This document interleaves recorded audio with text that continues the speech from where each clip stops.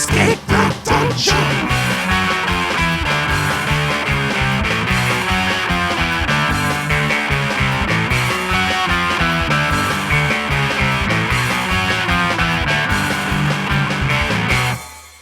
Hello, everybody. This is Escape the Dungeon, the podcast where we ask you to join us as we explore the world beyond the world's oldest role-playing game.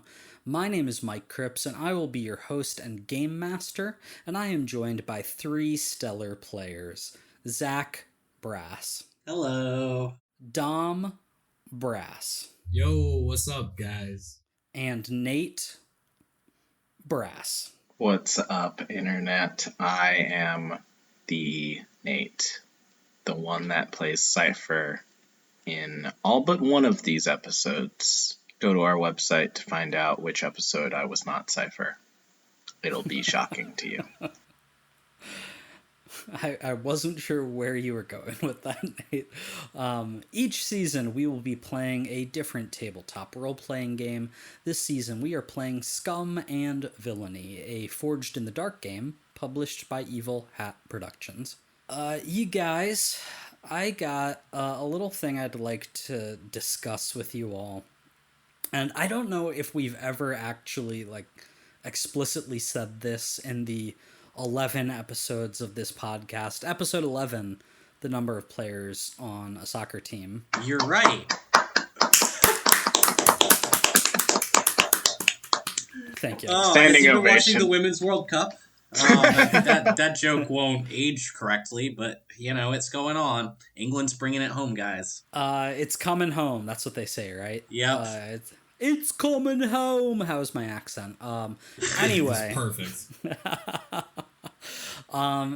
I don't know if we've ever explicitly said this, but you three are brothers. Surprise, surprise. You all have the same last name, and you're brothers. Yeah, that's for sure true.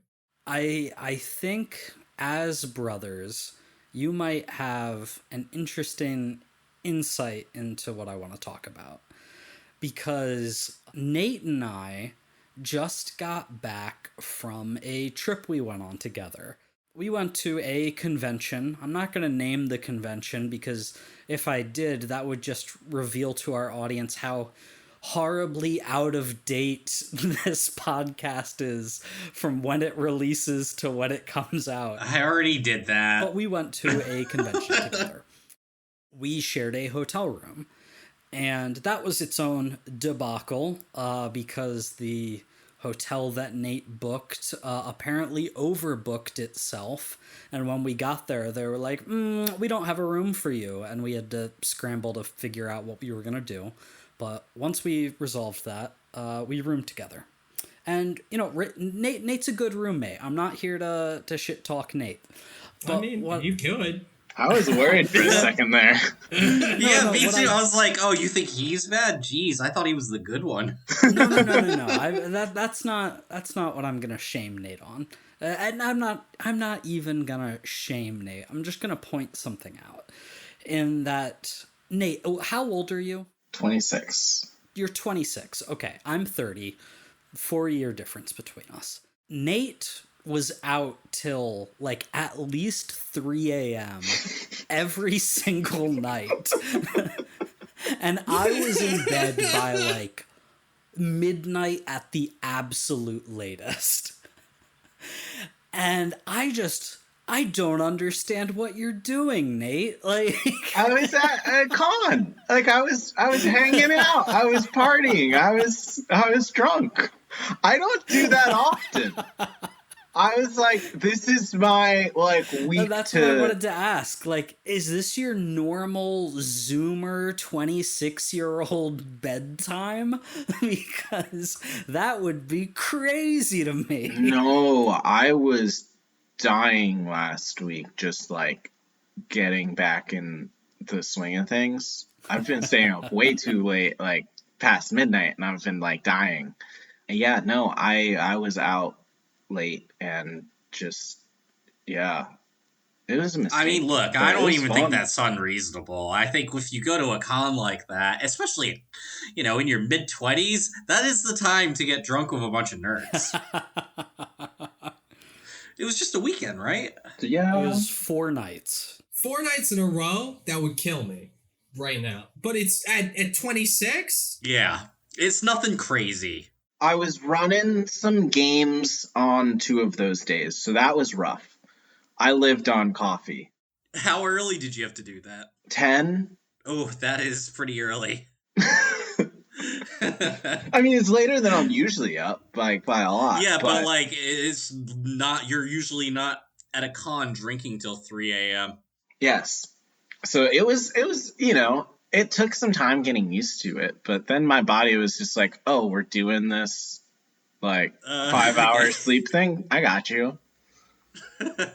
And then I went home and I slept like a baby the next day. Well, one thing I'm curious about is, as brothers, you guys know each other very well. So let's say between the 3 of you, who do you think is the biggest night owl? Who's going to bed the latest and waking up the latest? Because I know what I think the answer to that is, but I'm curious if you guys agree with it or not. All right, I have an easy order. Nate goes to bed first, I go to bed second, Dom goes third.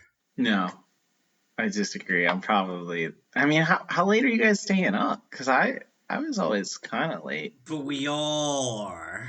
I'm definitely sleeping in the latest. Yeah, Dom sleeps in the latest for sure. That's what I'm saying. And I think you wake up the earliest. Absolutely. And I think by natural conclusion, that means that's probably the order we all go to bed in. That is probably the order. I'm regularly, the past 3 nights at least, I was still up around 1 o'clock and fuck, I gotta go to bed. So yeah, I don't know. It's not crazy 1 o'clock, but there was a couple nights where there were probably 3 actually, but I don't know. But I'm not going out and doing stuff. I'm just at home, staying up way too late. But even if we were all at a party together, I think that there's a reasonable chance that might be the order, or you'll go to bed the first. It depends on the setting of the party. Yeah. I think you and I could definitely go really early sometimes. That's an interesting twist on the question. Let's say that you guys are at a friend's party. You're not relying on each other to get home, you drove separately. Who is leaving the party first and who is leaving the party last? It depends on who's at the party for sure. Yeah, for sure. It's just whose party is it? Because Dom will vaguely often be the first to leave, potentially. Yeah, for sure. But if there's somebody there that Dom hasn't seen in a long time that he really, really wants to hang out with, he might just stay up with them until 6 o'clock in the morning. Damn. Or if we go out to the bars or something, my phone will die and then I'll be lost and then I'll miss my ride home. So I'll have to figure out a ride home and stuff like that happens to me fairly often. Yes. When I go out. Not when I go out, that sort of thing happens to me. More often than it happens to other people, which is once in their life, maybe. I don't know, guys. I am such a homebody. We since I've moved to Chicago and you guys are back in Pennsylvania, we don't get to see each other that often. It was great seeing Nate at the con, but Zach and Dom, it's been roughly a year since we've been able to hang out in person. Surprised you didn't, throw a dig at us for not going to the con. Well, yeah, I'm sending you psychic attacks, but, when I am coming home next, in about a month for our friend Matt's, we got married 2 years ago party. Classic. Let's go. When I see you guys next in about a month, when I go back to Pennsylvania, it's going to be so great hanging out with you guys and seeing you again. I'm going to be out the door at 12:30 at the absolute latest. Even with all my friends who I haven't seen in a year or longer, I'm going to bed at a reasonable time. Well, probably me too, but to be perfectly honest, that's because I don't imagine Matt and Bree are gonna be, like, crazy late, and Joey, has children, so I feel like everyone else is gonna go to bed around that time. I mean, look, it is what it is. But for sure, if someone's up until 4 o'clock, I'll be there. It's a wedding. Let's go. No, yeah, look, Joey and I didn't get back to the hotel on his wedding night until 5 a.m. Classic. That is not gonna happen on my wedding night. I'm telling you that right now. I don't know what you're talking about. Oh, I'll try. And I think with that, let's get into our actual game.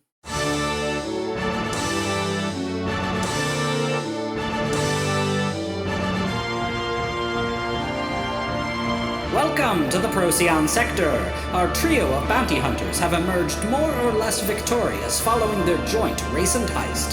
However, it seems the heat of their jobs has caught up with them. With their job behind them, will Crash, Cypher, and Gorpheus be able to cool down, or will they find themselves burnt to ashes, not unlike the namesake of their ship, the Phoenix? 13! What? All right, I'm ready. Gotta keep you guys guessing. All right, gentlemen. Who's ready for some exhibition? Captain, I believe that it would be good for us if we went to a spa resort and treated ourselves. A little bit of a relaxation. You're speaking my language, baby. I don't even want to argue. You don't have to convince me. Before you get too far down that road, I want to rewind just a little bit. And we are back to the very end of the race. Cypher, you are victorious. You have your manila envelope with your legal document raised high up in the air. And the camera crew is coming around to, get shots of you, shots of the crowd cheering your name. And you see Choss is, trying to storm off when, a segment producer for the news coverage of this stops him, and they're getting into a little bit of a heated argument. Choss is still clearly super pissed about losing before somebody shoves him back towards you, towards the podium, where you stand up on the highest of the steps on the podium, and Choss is forced into position on a lower step. And the producers are like, okay, now shake hands. We need to get the shot. Cypher reaches down to shake the hand of the loser. And Choss sort of snarls and reluctantly grasps your metallic hand with his fleshy human hand. The greatest racer in the galaxy. Finally, the world will know.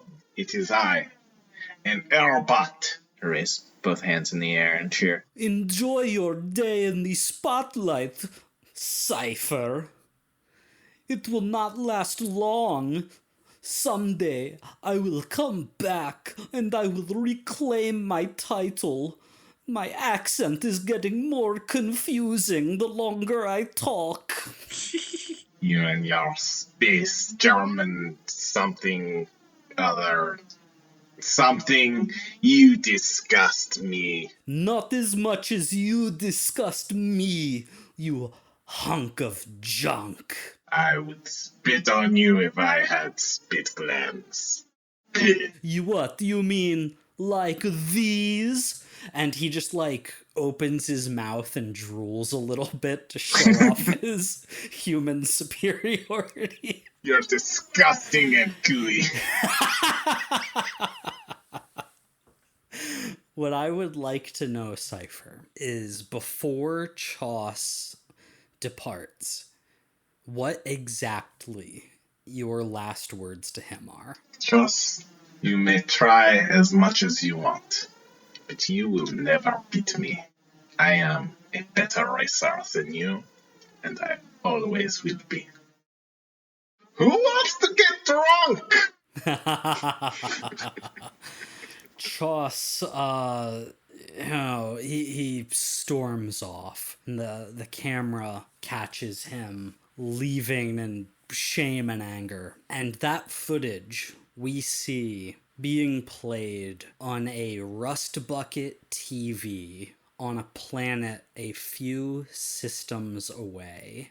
And we see watching that TV broadcast a very large woman and a chicken-like Xeno with one arm. And they look at each other as the broadcast fades away in fury that you didn't say the thing that you promised you would say when you beat Choss. It's been 2 months.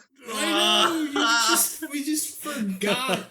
We also just listened to that. Oh no! Yeah, you screwed up in the heat of the moment. He screwed up. Yeah, he just actually Love forgot to say it. That's perfect.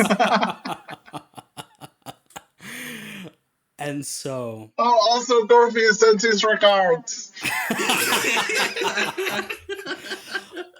From there, we fade back to the actual crew of the Phoenix 13, Crash, Cypher, and Gorpheus. You have all just seen on your own news broadcast that there are reports of you guys committing this heist and these crimes. Like we ended with last episode's session, your wanted level has gone up by 1.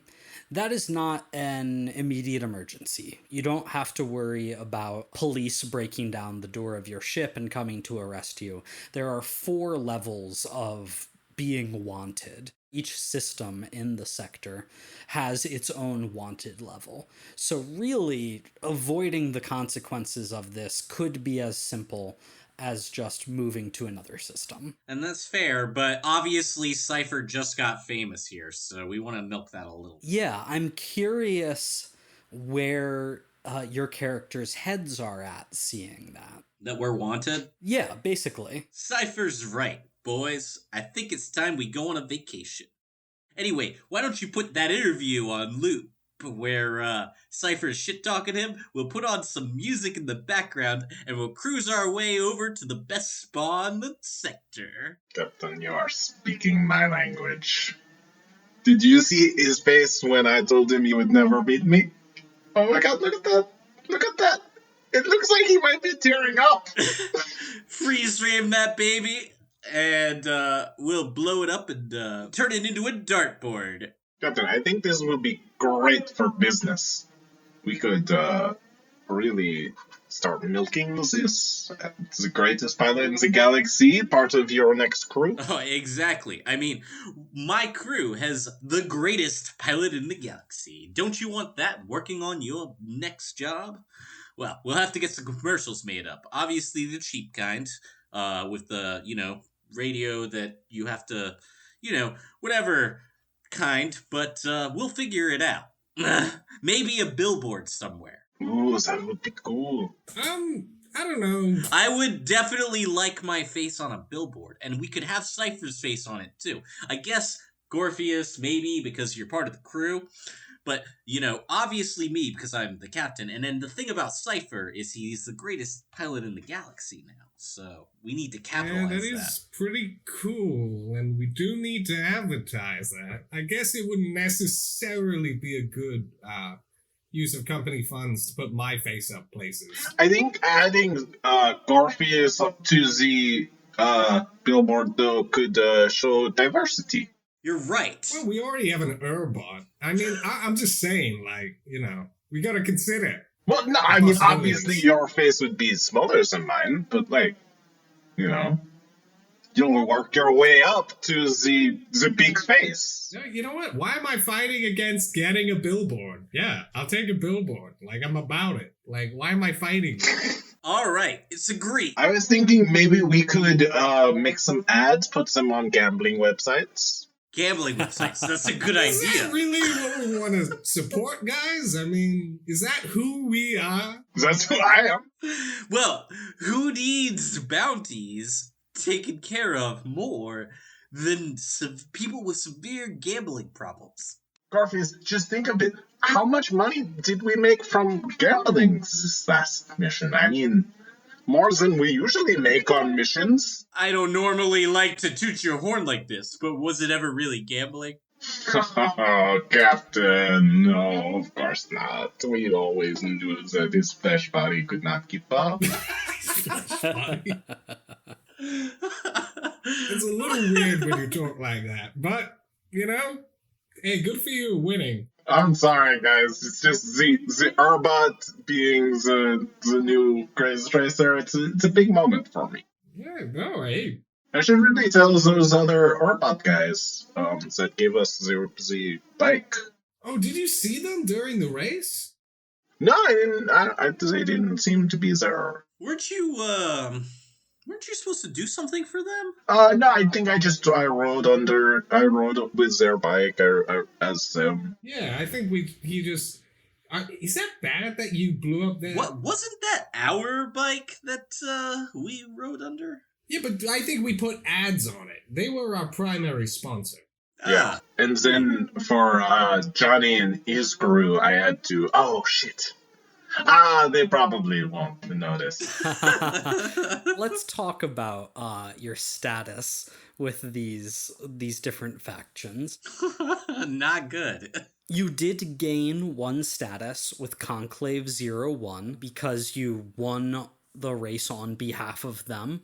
They're very happy with you guys. Championing Urbot equality, great. They like you.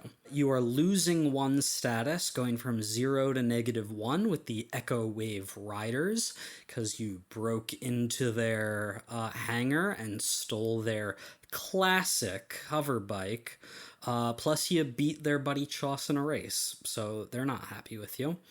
And I am also reducing the Wrecker's status with you by 1, from 0 to -1, because you did not taunt Choss the way you promised, and, of course, you killed Bobby O.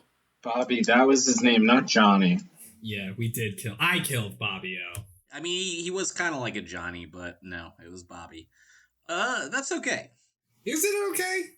Let's maybe find out how okay it is, because the next step of downtime before we get to your downtime activities is entanglement. So I'd like one person, how about Dom, to just roll a d6, and I will compare your results to a chart based on your wanted level in this system, which I'll remind you is now 1. And I rolled a 1. You rolled a 1. Which I can only imagine is good. This is actually one of those rolls, one of those few rolls in this game where 6 is the worst thing you can roll. Oh, well, look at that. It really is good. Let's go. Okay, so a 1 on the wanted level 1 entanglement table means that you are going to have some ship trouble. A ship system acts up and will be damaged. The GM will tell you which system.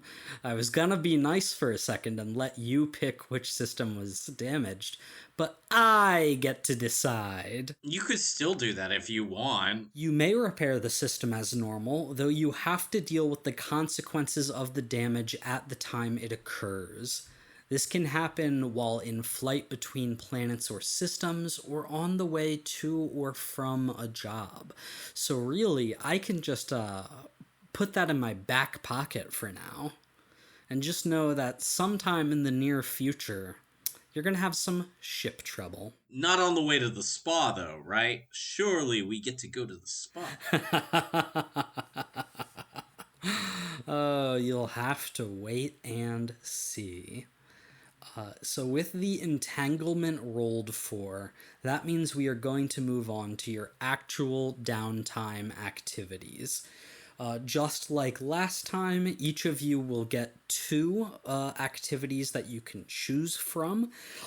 You can spend cred, your personal cred or your crew cred, however you want to divide that, to either get additional activities at a rate of 1 cred per activity, or to increase the effective success level of an activity by 1 per cred. So just keep those in mind.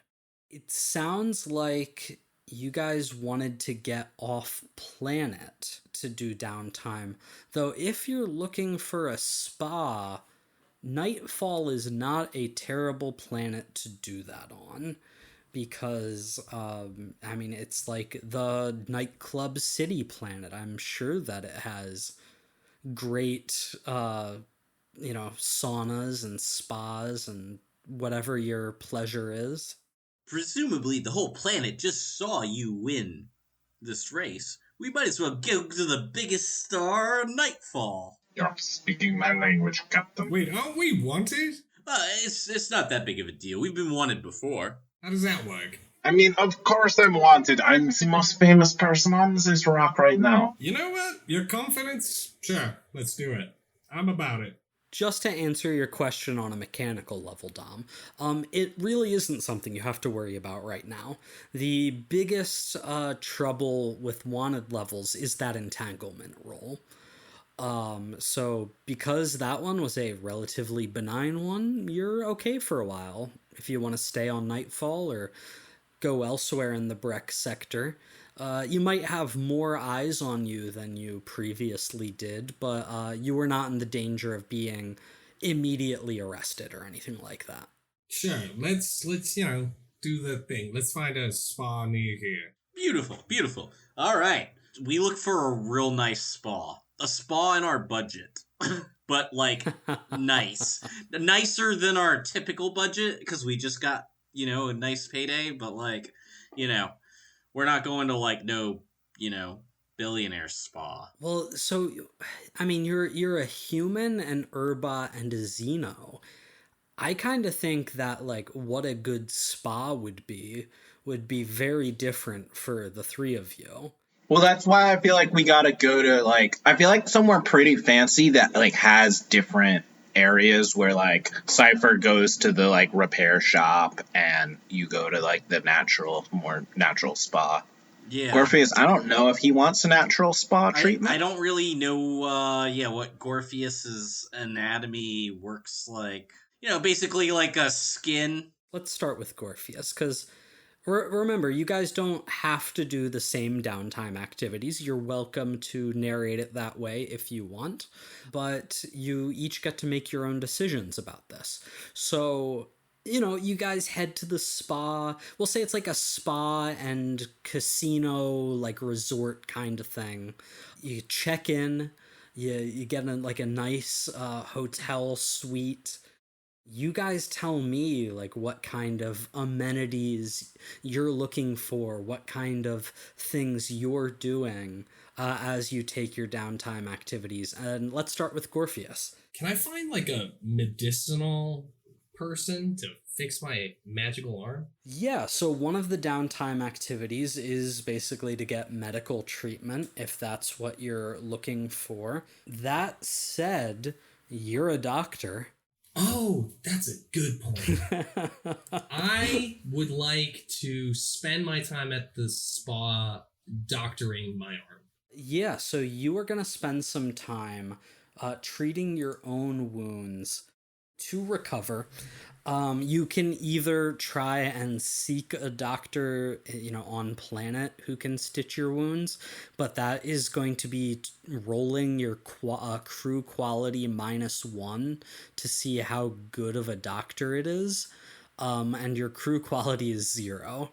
So you can, I'm guessing you want to just trust your own medical instincts instead. Yeah, for sure. And so you are going to roll your doctor skill.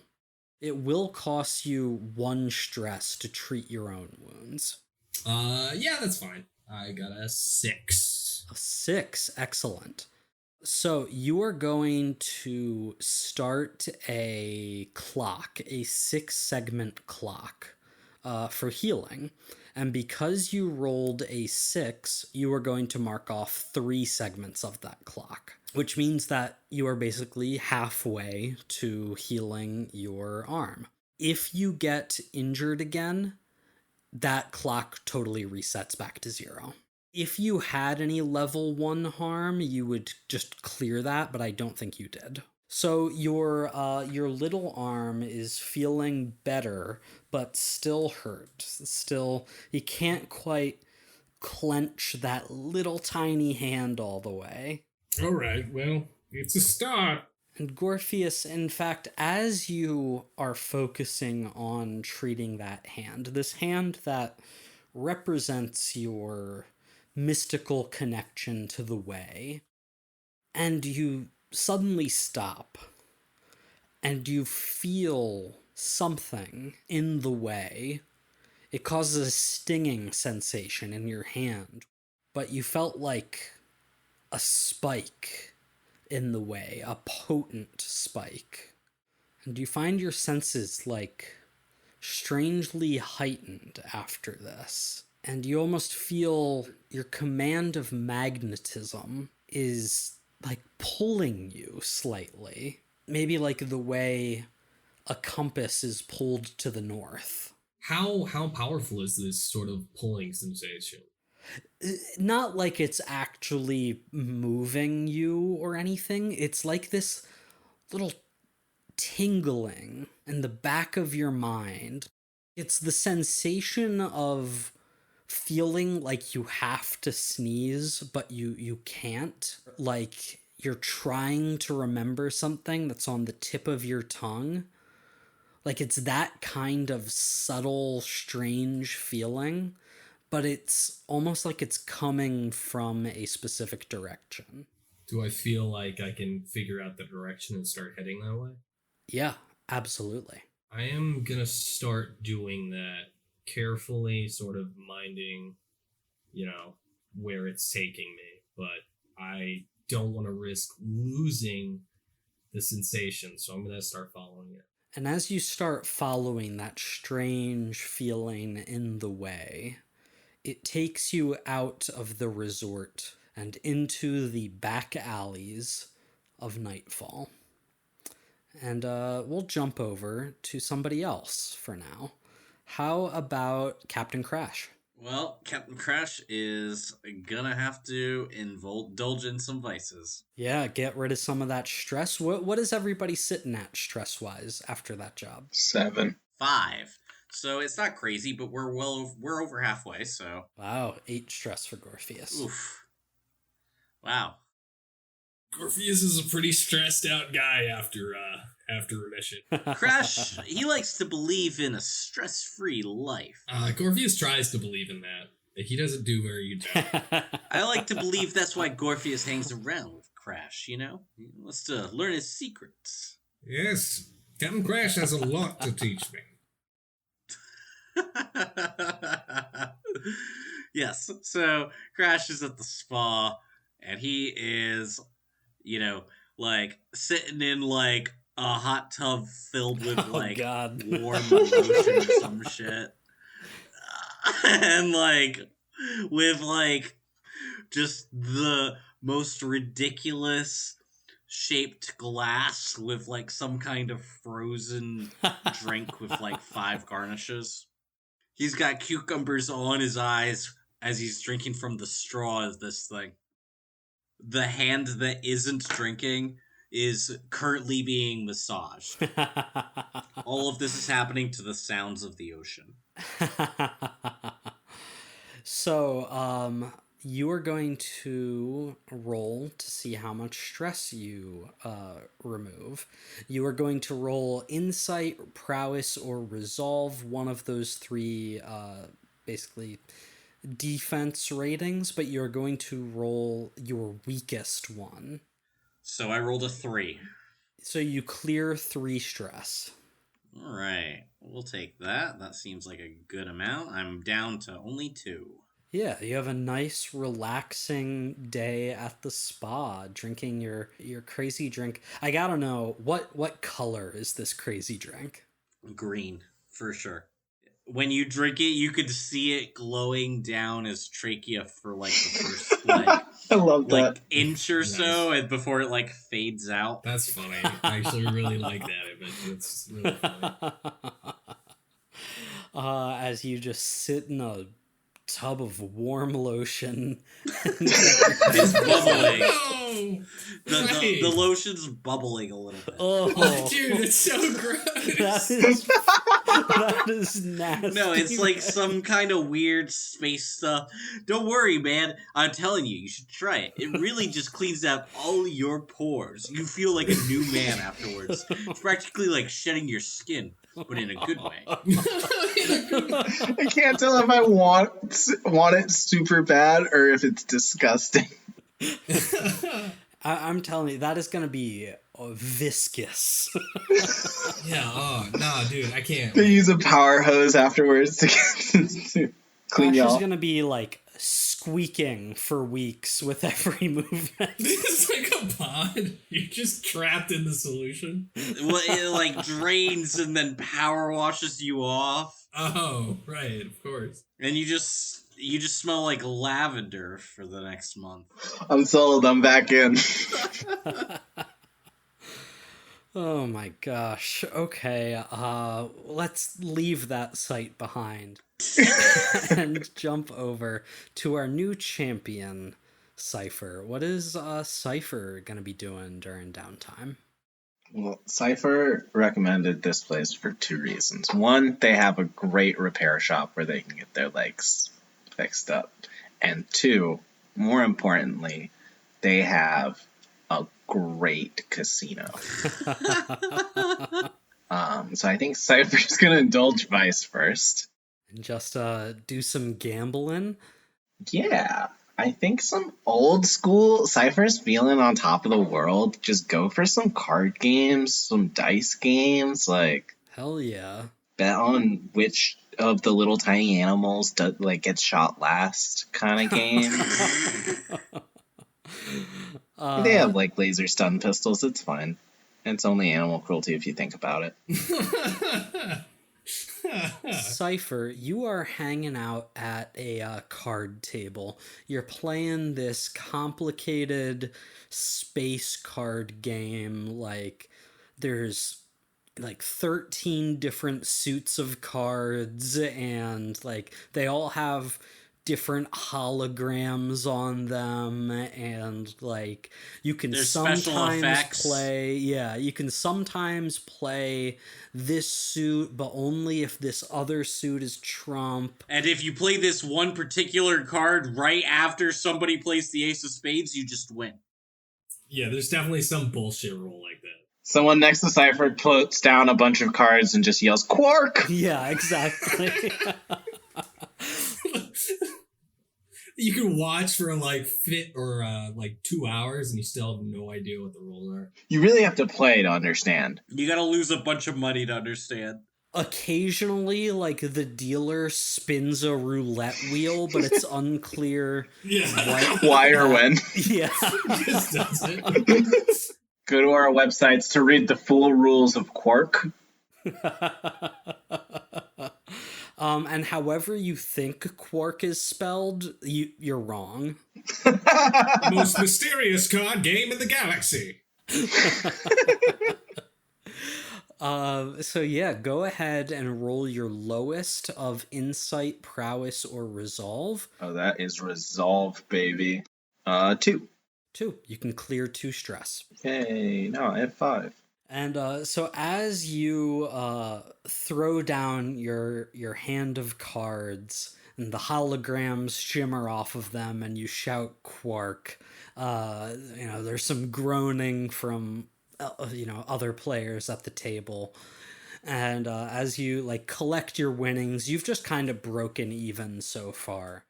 You scan around the room as you collect your creds, and you spot a familiar face sitting at a bar on the other side of the room. Doesn't seem like he's noticed you just yet, but you see the scarred visage of the hunter Razor that you encountered on the planet Akiti. Oh, fuck! And you see that he is, like, nursing a crazy drink, but it seems like he almost has it more for show than as, like, actually enjoying the beverage, because he's just kind of looking around the room, scanning the crowd. What is Cypher's reaction here? I think Cypher stands there dumbfounded, staring at him until their eyes lock. Nice, good plan. And after, like, what seems to be an eternity to you, but in reality is just, like, 4 or 5 seconds, Razor clocks you. He stands up from the bar, sort of knocks over his seat in such a hurry to rise, and starts walking deliberately towards you. Ah, Razor! How is it, my friend? Could I get you a drink? Offer you something? I've been doing quite well for myself tonight. You shout that from across the bar as he walks towards you. No, As he gets close enough. he walks up to you. He almost like raises an eyebrow at you as you just like let him walk up. Clearly not what he was expecting. And he says, saw your race, friend. Yes? It was impressive, I have to admit. This may or may not be what I sounded like the last time we interacted. You sound exactly the same to me, friend. That's what I thought. You know, I've been looking for you and your pals since that mess on Akiti. You put me in a pretty rough position, friend. Oh, really? Was there no other Grand Varanikis you could find? I thought you were such a great hunter. It wasn't really a good big deal for you. It was inconvenient for me and my patrons, let's just say. But you can forget about that for now, because since then, I've had another quarry. And what do you know, but it seems like I was lucky enough to find it. I guess that's what they call the jackpot, huh? And he smirks. And we're gonna cut from here back over to Gorpheus. Gorpheus, you are still following the sensation? Yeah, I'm so stressed out, but I gotta follow it. Gorpheus, as you follow this feeling that's like pulling you through these back alleys that you're just walking down. And it's sort of like changing directions, like you'll get halfway down an alley, stop, and then like turn back and start heading in a different direction. And maybe you're getting to the point where you're starting to doubt this feeling, that you're starting to question the rationality of what you're doing. There's a part of you that knows that the way is not a rational force. So you keep following until you see a sight before you. A small crowd standing in the shadows of this alley. It looks like, like 3, generic street toughs, right? Leather jackets with spikes, mohawks, the whole thing. One has very elaborate face paint and is carrying a baseball bat, because I just watched the Warriors this weekend. You see that they are sort of semicircled around a kind of strange looking woman who is dressed in very, very fine, kind of archaic looking robes, and has her hood conspicuously pulled up. And she is like acting as shady as a person can visibly act, right? Looking over her shoulder, checking the both ways in the alley, like clutching something close to her chest.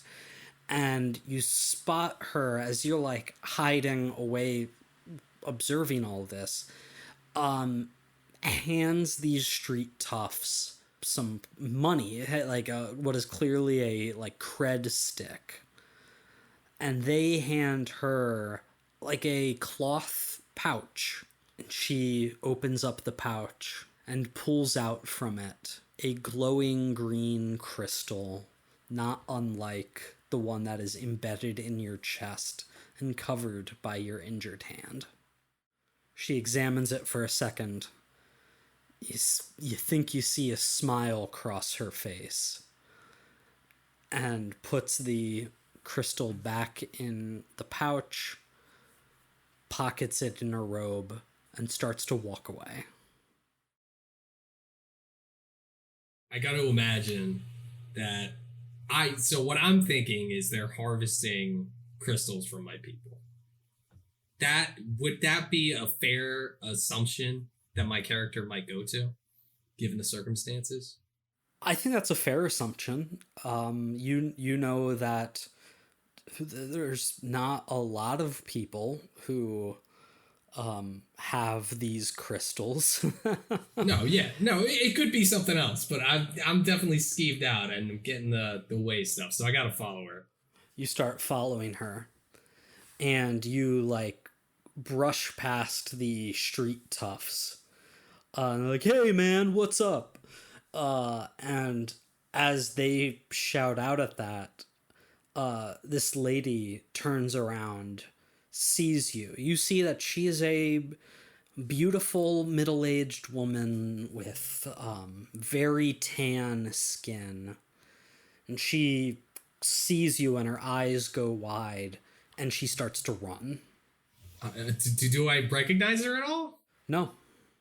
Okay, I chase after her. You chase after her. You run. I would like some kind of action roll from you to catch her. I want to say scramble is where my head immediately goes. Yeah, absolutely. You can call this a standard control scramble. Oh, I rolled a 6 though. That's pretty good. A 6, you scramble over and past the obstacles that are in your way, fully like parkouring over a trash can, like a dumpster that's in this back alley, and you are able to cut off this woman before she escapes. And as you like cut her off in this alley, she stumbles to the ground before scrambling herself to stand up. And quickly you see she draws a blade. Looks like a little dagger. But the dagger seems to be pulsing in an unnatural way. A way that perhaps channels the way. And you feel that pulling is magnified to, the 100th degree. It's going off the charts. And she says, stay back, this is mine. All right, let me see that crystal you're holding, please. We don't have to fight. No, this is mine. This is important. I need this. You can't have it. Where did you get that from? I need to see it. Please. And she's like looking desperately around, but you kind of have her backed against a corner. He says, you don't understand. This is important. Please just let me go. It's okay, child. She like clutches at her head, and that knife drops as you also feel that like a sudden migraine. And as you clutch your own head and she clutches hers, it's like you suddenly get on the same wavelength. And she says, you channel the way. I do. And you as well, I see. Yes, that is correct. The crystal in your possession. I have to take a look at it. Please. She reluctantly draws the crystal from her pouch and holds it out, and she says, "You may look, but you cannot touch." So, from what I see, is there any obvious sign? It's just a crystal that is similar to the crystal on my shoulder, but it doesn't have any, like, signs of having been connected to a person? You recognize the crystal that she hands as being the same type of crystal that your original group from before the Phoenix 13, the Mendicants, use. But it doesn't show any signs of having been extracted from someone. It just looks like the same kind of crystal that would be used. I'm sorry. I say with are we doing telepathy right now? I think we're doing telepathy. No, I'm speaking with my mouth, my human mouth. Oh, never mind. We're not doing telepathy. That's on me. That's on me. Okay. I'm so sorry. I just went immediately to... I thought you were harvesting organs or something. I don't know why I'm sorry. I'm just really stressed out right now. Are you with the Mendicants? She re-pockets the crystal. The Mendicants, no. No, I am not with them. Oh, I see. Then, do you mind if I inquire as to why you, what are you doing with that? If I might be so bold. She lowers her hood, and as she does, you see that she's wearing like this headdress underneath, this like tiara type thing that you recognize as a sign of nobility.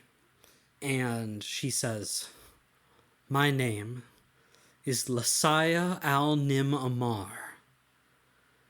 And you know when you hear that the al-Nim Amar family once ruled the entire Procyon sector before they were deposed. I belong to the cult of the Seekers. I have been searching for artifacts connected to the Way, and it seems that this one that I have found may be connected to you. Yes, it is. So, you're royalty. Once upon a time. Of course. I'm sorry, Your Majesty. What was his family like? Were they cool people? I mean, they were nobility, you know. Alright, fair enough. The Procyon sector has always been like a poor backwater sector, so even like the people in charge were not the most esteemed in the galaxy, but still meeting somebody from that family would be a relatively big deal, even still today. So, Gorpheus used to be in the military, helping rebels do space wars. He wouldn't have run up against their forces or anything, would he? I mean, I suppose it is possible. You would know from the reputation that the Cult of the Seekers are kind of like mystical explorers and treasure hunters. They're not especially political, you know, at least as far as the factions of the galaxy are concerned, but they're also not apolitical, you know what I mean? Yeah, okay. So it's fairly likely that I would be pretty neutral / whatever. You know, she seems pretty chill. I guess I want to inquire, like, what are you? You're going around searching for these artifacts. Why? You're serving the Seekers. I'm sorry. I shouldn't have gotten involved. This isn't really my business. I saw the gem. I freaked out. That's on me. That's fully on me. I understand the zeal one can experience in the presence of these artifacts. I will not hold it against you. But this is neither the time nor the place to discuss these matters. Still, and she's like eyeing you up and down as she puts her hood back up. You were able to sense and find this artifact all on your own. I may have of use for you. Yeah. Well, I'd have to check with my captain. Busy schedule and all. But for royalty, I'm sure. Of course. I cannot stay long. I must be off at once. If you have a desire to explore your connection to the way. She's like eyeing this crystal in her hand. Yes, I do believe the cult could use your services. There is something about you that I can see would be beneficial for us. She's like looking off in the middle distance. I look off into the middle distance as well. Do I see anything? You don't. But Shit. she says, if you find yourself on Shemaya, well, I think this connection will last and we will be able to find one another again. And you look back and she's gone, just like Batman disappeared. Shit! Oh! Okay. I shouldn't have looked off into the middle distance. I knew it. She got you. What am I doing? Well, now Gorpheus is like, geez, and he heads back to the swamp. And so we will cut back over to Cypher with Razor, and he says, Yeah, I was lucky enough to find my quarry. And he puts like a firm hand on your shoulder. The question is, are you gonna come willingly? Well, that depends. Seems I am your quarry, no? Who is it that asked for this, or was this more of a personal choice? Oh no, I'm serving some patrons, you see. We're not so different, you and I. I've always wanted to say that, sorry. No, it sounded good. It sounded cool. I'm doing a job just like you all do. So how about we go gather your little friends and meet up with some people who are very interested in meeting you? Well, as you well know, that you are a bounty hunter, I am a bounty hunter.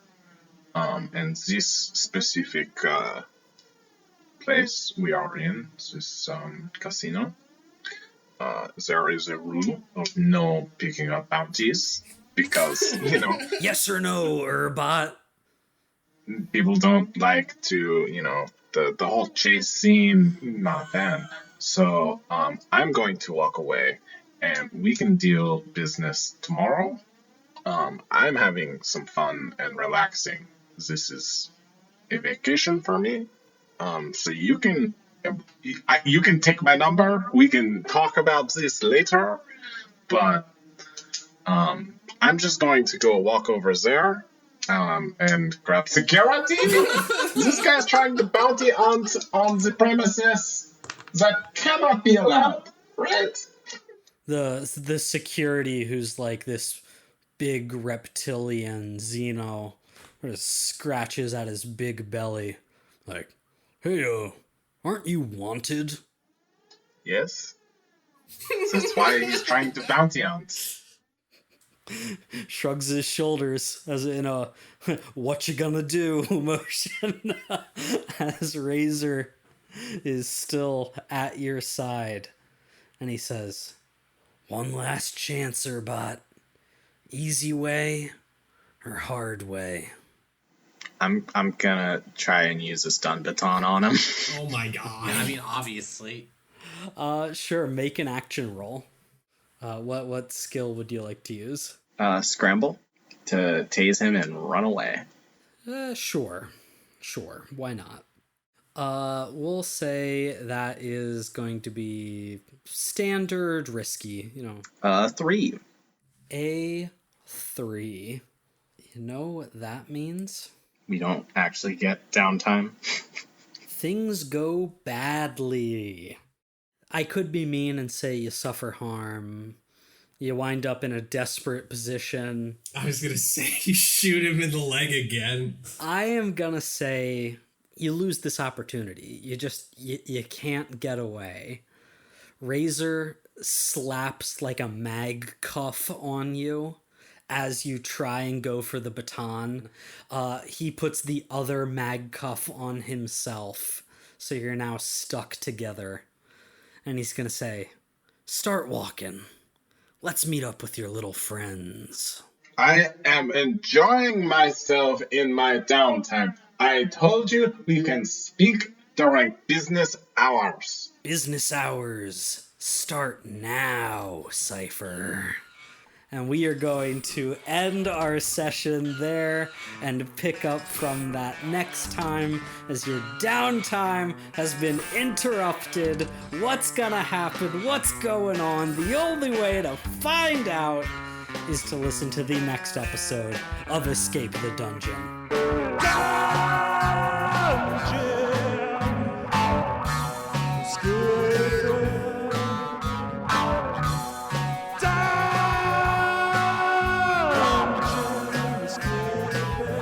Thank you for listening to Escape the Dungeon. Escape the Dungeon is created by Dom Brass, Nate Brass, Zach Brass, and Mike Cripps, with editing and original music by Tyler Niddle. If you enjoyed this show, please consider subscribing and leaving a 5-star review on your favorite podcast app. To find us on social media, go to escapethedungeonpod.com.